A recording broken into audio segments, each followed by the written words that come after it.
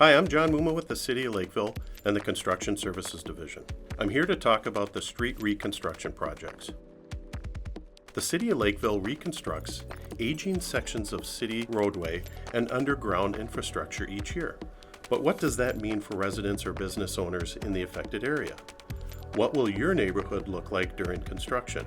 What can you expect? How will it affect your daily routine, and how will you stay informed throughout the project? The city street reconstruction process begins several years before any work takes place. The City of Lakeville uses a pavement management plan to rate the conditions and useful life of the streets and utility. This data is used to form a capital improvement plan that map out 5 years of road and utility reconstruction. To begin the process, residents and businesses are invited to a neighborhood meeting.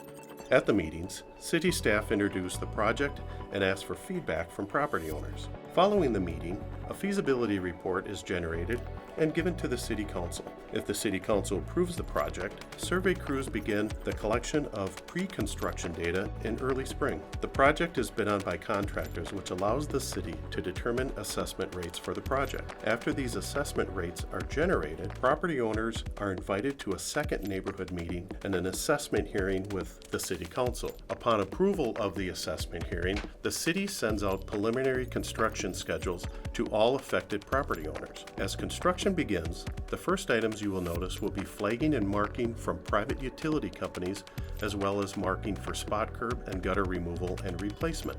During the construction, mail services will be delivered to temporary mailboxes located just outside the working area. While the United States Post Office determines that specific date and location of the move, city staff will post this information by placing door hangers on your front door. Next, utility crews move into the area with excavation equipment to begin rebolting valves and hydrants, as well as making repairs and improvements to the existing storm sewer system. Spot curb and gutter replacement may also take place. This means removing damaged sections of the curb that doesn't allow the proper flow of stormwater down the curb line. Example of this would be settled curb, excess damage, or back-pitched curb panels. Concrete, sidewalk, and pedestrian ramps will also be inspected for damage and replacement if needed.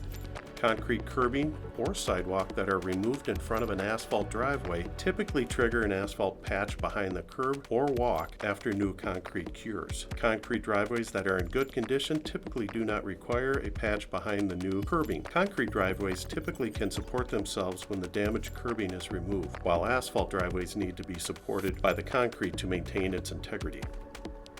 Access to driveways will be maintained during construction. However, driveways will be inaccessible if curb panels or sidewalk directly in front of the path of your driveway are required to be removed and replaced. After replacement, the concrete needs to cure for 5 days.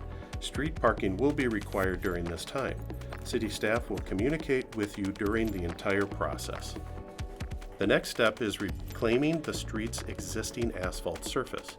The asphalt material is ground and mixed in with the existing gravel base to produce a new base for new asphalt surface.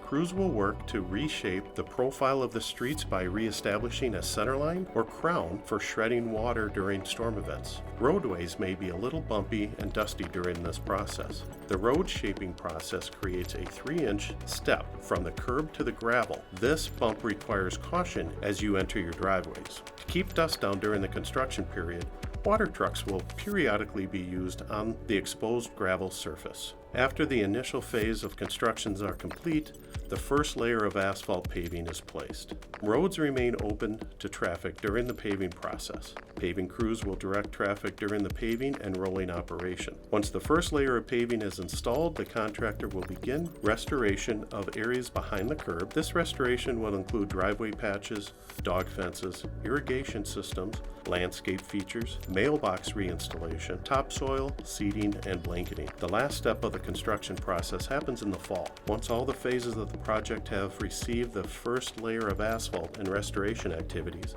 this includes adjusting manholes and gate valves in the street to the proper height prior to installation of the second and final layer of asphalt. Roads will remain open to traffic during the final paving phases. To stay informed, each street reconstruction projects page on the City of Lakeville's website will continue to be updated. On the projects page, you can also sign up for a weekly email update from the city staff. Updates cover each phase of the project and describe what happened during the week and what to expect in the coming weeks of the project. Time-sensitive notices will be delivered as door hangers on your front door. We appreciate your patience during this process, and if you have any questions or concerns, you can contact the City of Lakeville's Construction Services team. For more information about the project, visit lakevillemn.gov.